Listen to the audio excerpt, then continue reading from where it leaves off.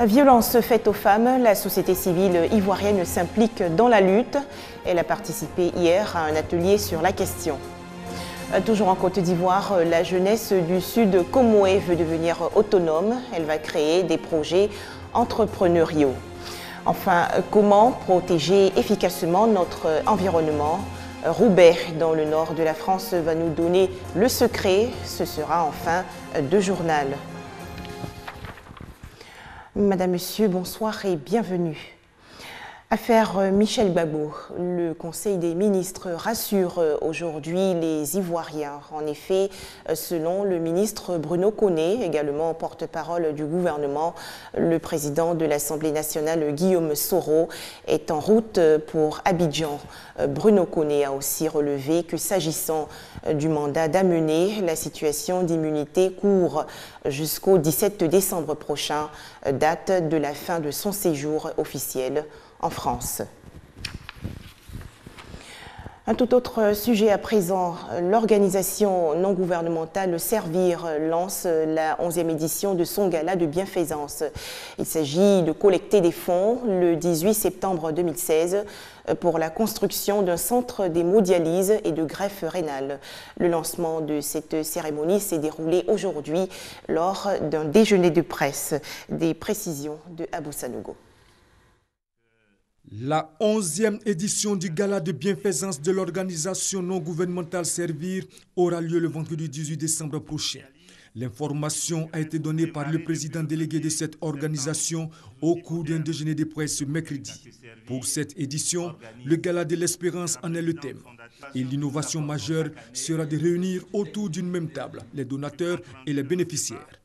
C'est un projet qui a pris corps, dont on a commencé la réalisation depuis le 1er septembre dernier, au terme d'un long processus. Un processus d'abord de mobilisation de fonds à travers les différents galas que nous avons organisés et un processus d'appel d'offres ouvert que nous avons organisé avec l'appui technique du net. La construction de l'hôpital d'hémodialyse et de greffe rénale fait partie des projets majeurs de l'ONG Servir, créé par l'ex-première dame Henriette Konabédié.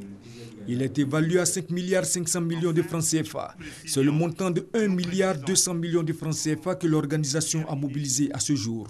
L'ONG à vocation caritative Servir, qui veut venir en aide aux 6% de la population ivoirienne qui souffre de l'insuffisance rénale, compte sur bien d'autres bonnes volontés pour la réalisation de ce projet. Il est temps d'agir efficacement contre les violences faites aux femmes en Côte d'Ivoire. Ainsi, dans le cadre de la campagne des 16 jours d'activisme, un atelier a-t-il été organisé hier par la Commission nationale des droits de l'homme de Côte d'Ivoire. Les travaux autour du thème « Les femmes, enjeu de toutes les violences » se sont déroulés au siège de la Grande Médiature dans la commune de Cocody. Serge Collet. L'état des lieux des violences faites aux femmes en Côte d'Ivoire indique la persistance de plusieurs types de violences. Selon la CNDHCI, la Commission nationale des droits de l'homme de Côte d'Ivoire, les violences liées aux conflits armés, les violences sexuelles, socio-économiques et celles en rapport avec les pratiques sociales rétrogrades entravent l'épanouissement des femmes. Comme le recommandent les Nations Unies, les États doivent multiplier les actions pour mettre fin à ces agissements d'un autre âge. C'est vrai qu'il y a beaucoup de mécanismes mis en place pour éradiquer le phénomène, mais il persiste. Il faut organiser des activités de ce genre-là pour trouver des solutions idoines. Au cours de cet atelier initié par la CNDHCI, 4 communications ont été animées par des spécialistes, sociologues, psychosociologues, juristes et responsables de structures de prise en charge ont proposé des solutions. Il faut des centres d'écoute pour que les femmes qui ont un problème ou qui subissent une violence puissent téléphoner. Et il faut que les assurances aussi prennent en charge toutes les personnes qui vont voir des psychologues parce que la blessure psychologique est plus grave. Plusieurs femmes, leaders d'associations ou membres de la société civile ont été formées, à charge pour elles de relayer les différents messages sur le terrain. C'est bien de parler aussi aux femmes là, qui sont dans le champ, qui sont dans les ménages. Aller vers ces femmes qui n'ont pas cette possibilité peut-être de se retrouver là où nous sommes. Pour la CNDHCI, les résolutions de ces échanges devront contribuer à protéger davantage les femmes, à réduire leur dépendance économique et à atteindre l'objectif zéro violence faite aux femmes. Autre actualité, la Côte d'Ivoire se prépare activement pour la foire commerciale internationale de Canton en Chine. L'événement aura lieu du 1er au 5 mai 2016. Les participants ivoiriens vont faire la promotion des produits et services 100% Made in Côte d'Ivoire. Mais avant ce grand rendez-vous, une réunion préparatoire s'est déroulée hier. Le Salon international des produits Made in Côte d'Ivoire est une occasion pour tous les participants et les visiteurs de la foire des cantons de connaître et de mieux apprécier les produits de la Côte d'Ivoire. Cette réunion du comité de pilotage du Salon international des produits Made in Côte d'Ivoire a été organisée afin de planifier et harmoniser les préparatifs pour le bon déroulement de ce salon. Le temps fort de ce salon sera d'une part un pavillon Côte d'Ivoire qui permettra d'une part de montrer que la Côte d'Ivoire est présente. C'est des rencontres d'affaires, des négociations d'affaires entre des personnes et des prospects qu'on rencontrera d'une part au salon, à la foire de Canton pour concrétiser des projets. Pour les autorités chinoises, la participation de la Côte d'Ivoire à la foire internationale du Canton va renforcer les liens commerciaux et économiques entre les deux pays. C'est une opportunité importante pour les deux pays. Elle permettra bien entendu à la Chine de mieux connaître les opérateurs économiques ivoiriens et pareillement pour les opérateurs économiques ivoiriens qui vont découvrir les opportunités d'affaires. Des fournitures de bureaux, des médicaments traditionnels et thérapeutiques, des champignons, des produits vivriers sont entre autres les services ivoiriens qui seront présentés à cette foire. Prévue du 1er au 5 mai 2016, la foire commerciale internationale du Canton est la plus importante foire d'import-export de Chine et d'Asie du Sud-Est. Nous retrouvions Serge Collia. Etueboué, dans la région du sud Comoé, les jeunes veulent désormais se prendre en charge. Ils ont initié récemment des journées de réflexion pour identifier les projets éventuels. Objectif, rechercher des financements en vue de leur réalisation. La région du Sud Comoé est riche de ses potentialités économiques, culturelles, agricoles et halieutiques. Conscients de cela, les jeunes ont décidé de mieux s'organiser pour en tirer le meilleur profit. Ces journées de réflexion initiées par l'Union des jeunes d'Etueboué ont mobilisé les associations de jeunesse Bétibé du Sud Comoé. Élu récemment à la tête des jeunes d'Etueboué, Crépin et Diao, a appelé les uns et les autres à la cohésion et à l'unité afin de mettre en place des projets et des opportunités de développement pour leur région et aussi pour se prendre en charge. Avec l'avènement de l'agence Emploi Jeunes et le financement de centaines de projets par le ministère chargé de la promotion de la jeunesse et de l'emploi des jeunes, l'Union des jeunes d'Etueboué ainsi que toutes les organisations Bétibé du Sud Comoé ont espoir. Le président de l'Union des jeunes d'Etueboué entend au-delà de ces journées de réflexion initier des séminaires de formation à la création d'emplois et renforcer les capacités des jeunes exerçant dans les domaines de la pêche ou de l'agriculture. Au final, a-t-il indiqué, il espère, avec le soutien des cadres et des autorités ivoiriennes, participer à l'émergence de la jeunesse du Sud Comoé. Un reportage de Serge Collia. On va maintenant s'intéresser à l'investiture des nouveaux dirigeants de l'Union nationale des retraités de Côte d'Ivoire. La cérémonie s'est déroulée hier dans la commune du Plateau. L'UNARCI veut surtout améliorer le quotidien des retraités ivoiriens. 60 ans pour le cadre moyen et 65 ans pour le haut cadre, tels sont les âges requis pour faire valoir ses droits à la retraite en Côte d'Ivoire. Cependant, après s'être retirés de la vie active, les retraités font souvent face à d'énormes difficultés. D'abord, les difficultés de santé. Le retraité du secteur privé a une vie beaucoup plus précaire que celui du public. Je ne vous cache pas, il y a des retraités du secteur privé qui touchent 8 000 francs par mois. Vous trouverez même des pensions de 5 000 francs. Ces problèmes, le nouveau bureau exécutif de l'Union nationale des retraités de Côte d'Ivoire, UNARCI, compte le résoudre en vue d'offrir une meilleure condition de vie aux anciens salariés.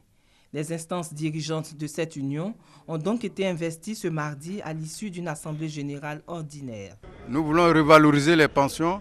Nous voulons que le retraité, lorsqu'il rentre dans un bus, qu'il ait un tarif réduit.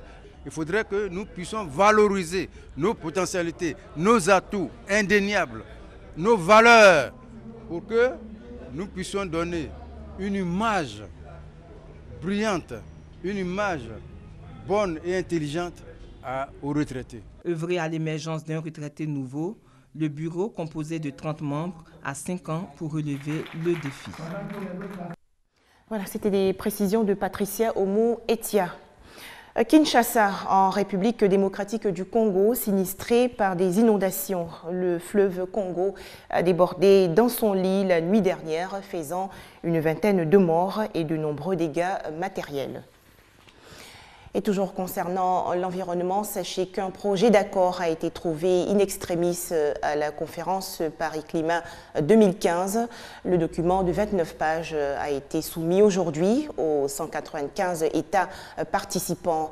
Toutefois, plusieurs points restent encore en suspens, notamment le financement de l'adaptation pour les pays en développement. Et pendant que les travaux sur la COP21 arrivent à leur fin, Roubaix, en France, essaie de relever un défi écologique. Cette commune du Nord s'est en effet engagée dans une opération zéro déchet en vue d'éliminer les ordures et sources de gaspillage. Si on lui avait dit il y a un an qu'elle réduirait ses déchets de plus de moitié, André n'y aurait pas cru. Aujourd'hui, quand elle prépare sa salade, les épluchures vont directement au compost qui servira d'engrais naturel pour son potager. Dans ses placards, exit les emballages. D'un coup d'œil, elle sait ce qui lui manque. Un nouveau mode de vie qui a même permis à cette famille modeste de faire des économies. Parce qu'avant, je dépensais 500 € par mois de nourriture, produits d'entretien, tout compris dedans, mais je dis par mois, je finissais pas le mois.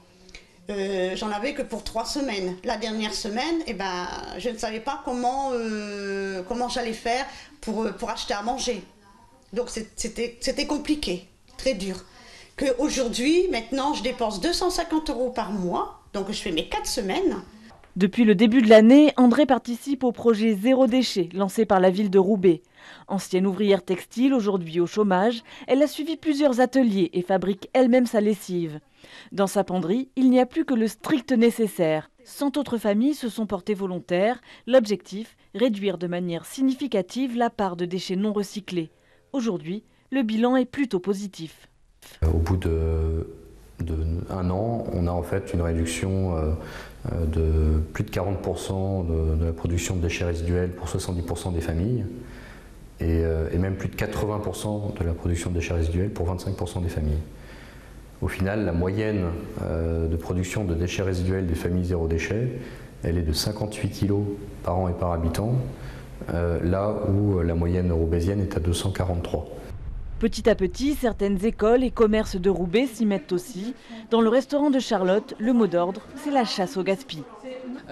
Quand le pain sèche un peu, je le coupe en petits morceaux, j'y mets du sel, du poivre, un peu d'huile d'olive, ça devient mes croûtons que je mets sur mes soupes, dans mes salades, donc ça fait un crouton top qualité.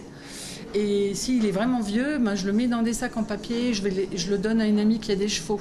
Son nouvelle famille devrait participer au projet l'an prochain, mais pour André, tout n'est pas encore parfait. Elle attend désespérément l'ouverture d'un magasin de vente de produits en vrac à Roubaix, pour encore réduire sa consommation d'emballage. Enfin, toujours en France, le 3e kamikaze de la tuerie du Bataclan identifié. Il s'agit de Foued Mohamed Agad, 23 ans et originaire de Strasbourg. Selon les autorités françaises, ce jeune homme est bien connu de la justice. 3e kamikaze du Bataclan identifié. Il s'agit de Foued Mohamed Agad, un Strasbourgeois de 23 ans qui était parti en Syrie en 2013 avec son frère et un groupe d'amis. Son ADN a permis de prouver qu'il était bien aux côtés d'Omar Ismaël Mostefaï et de Sami Amimour lors de l'attaque de la salle de concert qui a fait 90 morts. Merci de nous avoir suivis. Je vous souhaite une très belle soirée sur RTI2.